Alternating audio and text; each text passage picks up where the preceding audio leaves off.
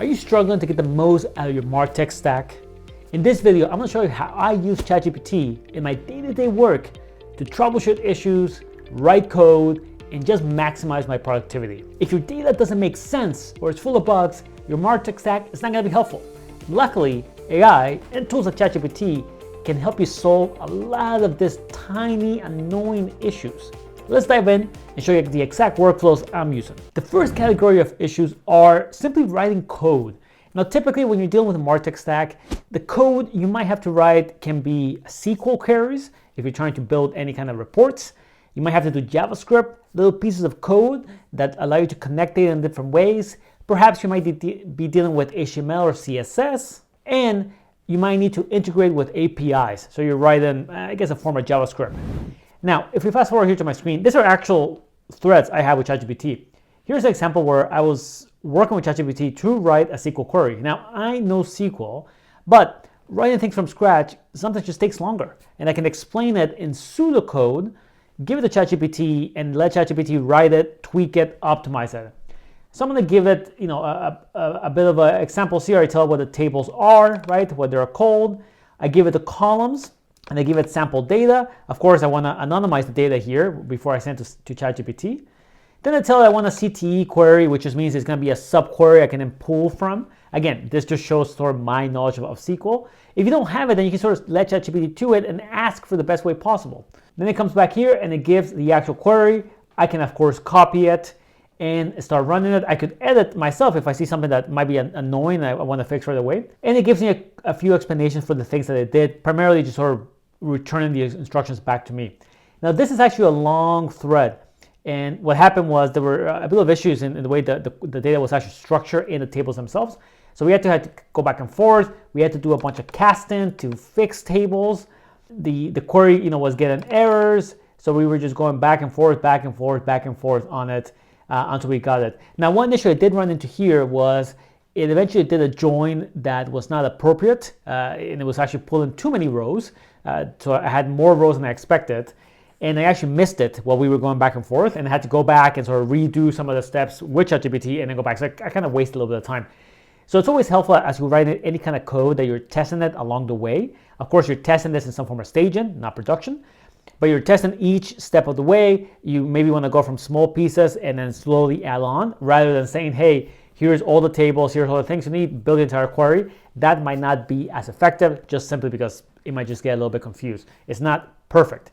But it is much faster than perhaps writing it yourself. And if your knowledge is not that deep of any specific language, it may really be a lot much faster. It may allow you to do a lot of different things that may not be possible otherwise. So very powerful way to write any kind of code.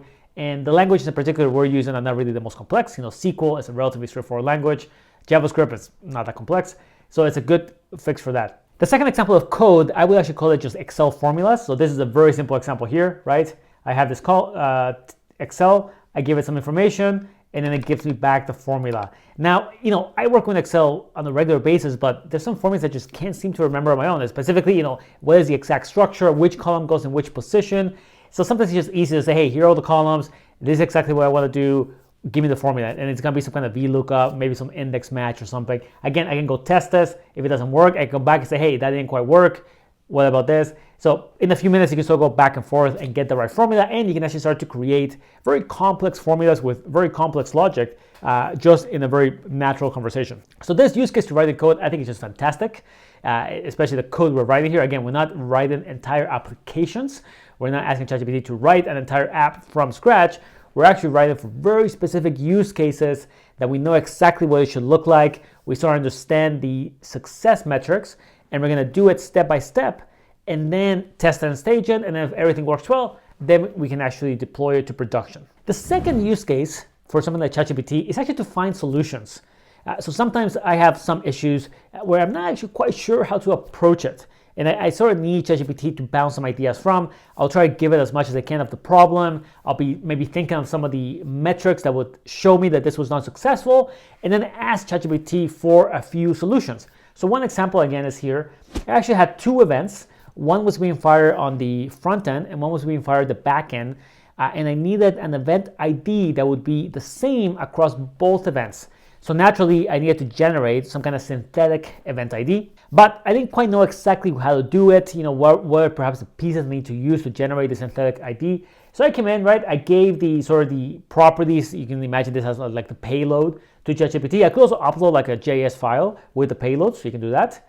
So I gave the information of both. You can see this actually events from Mixpanel.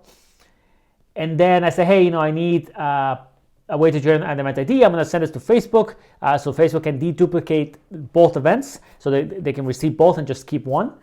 Any ideas? So you come back and say, you know what? Let's use perhaps this 6 properties are the same across both. Those could be good candidates. And then we can combine at least 3. And here's a bit of JavaScript code to do that. I kind of took my request, took the elements, came back with some ideas, and actually gave me the code. But again, we gotta remember, it's not always perfect. In this case, it actually made it a little bit too complex. So the actual heart of the solution, I think, is correct. But the way I approached it ended up being a little too complex. It's kind of using this sort of hashing mechanism here to create the unique ID. But in this case, we don't really need to hash the value. This is not some kind of password or something. We actually just need to encode it. So eventually down below, we went back and we were like, hey man, this is too complex. Perhaps you need to just use like a base 64. Let me see if I can find it down here. Perfect, yeah. So you see down here, we just simply were using, just encoding it into a base 64 string, which is everything we needed. Now, base 64 strings can, of course, could be decoded. And actually, ChatGPT was helpful. When I was doing some testing, I could take the 2 base 64 strings, decode them, and then ChatGPT will tell me if they're actually identical or not.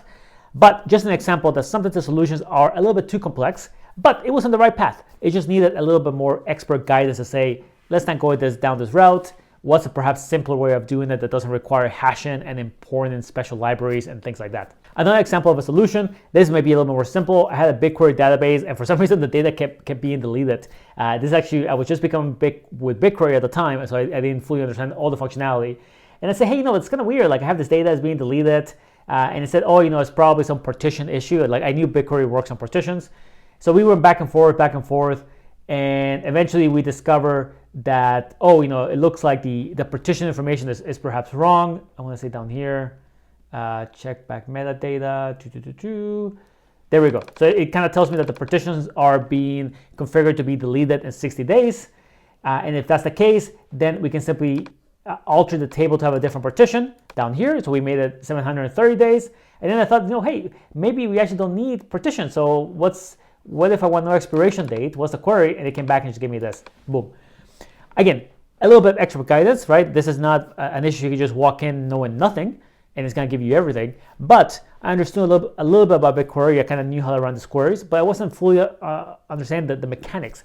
Without ChatGPT, I'll probably have to Google this, go back and forth. The ChatGPT process, at the very least, is a little bit more helpful because you're getting some feedback to actual questions. You're not just reading random documentation. And it's a way to sort of jointly work through a solution, but it does require your input. The third use case is, of course, anything to do with formatting text. Now, I'll be honest that for many years, I really dislike creating documents. I think this sort of like a waste of time. And I was like, oh, why do I have to create a document? Why can't I just explain this in 5 minutes in person or over a Zoom call? And I realized, actually documents can be very helpful. If they're a couple pages long, it can actually summarize everything in an easy to read format. Some people don't want to jump on a call. They just want to read a document and go back and forth. ChatGPT actually really helped me here. I could give it, for example, this is some text, basic text. And I just say, hey, can you actually format this into a text that's a little bit more readable, that's a little bit more obvious? Great. I've done this with some other podcast work and a few other things I do, and it can create bullets, emojis, it can do a bunch of other stuff. This to me is a very simple use case, formatting text. But if you think about how information moves within an organization, you typically have to create documents to get buy-in, to get different stakeholders to read things. So you can prepare all your notes and then work with ChatGPT back and forth to format it into a structure that makes the most sense, that's readable, and that can be persuasive. So to me, this is a fantastic way to just speed up all your document creation. It's perhaps more text-based than not, but of course you can work with videos and images and things like that. Thank you for watching. My name is Ruben Ugarte. I really hope you enjoyed this video. There's some links in the description you might find helpful, so check those out. But lastly, if you're looking for a video on how AI can make data analysis easier, you really want to check out this video. It actually shows how Amplitude is integrated in LLM. I actually believe that they use ChatGPT to make the creation of reports and dashboards much faster. I think this is the future of data analysis, so be sure to check out this video on how data can be changed with AI. Until next time, talk soon.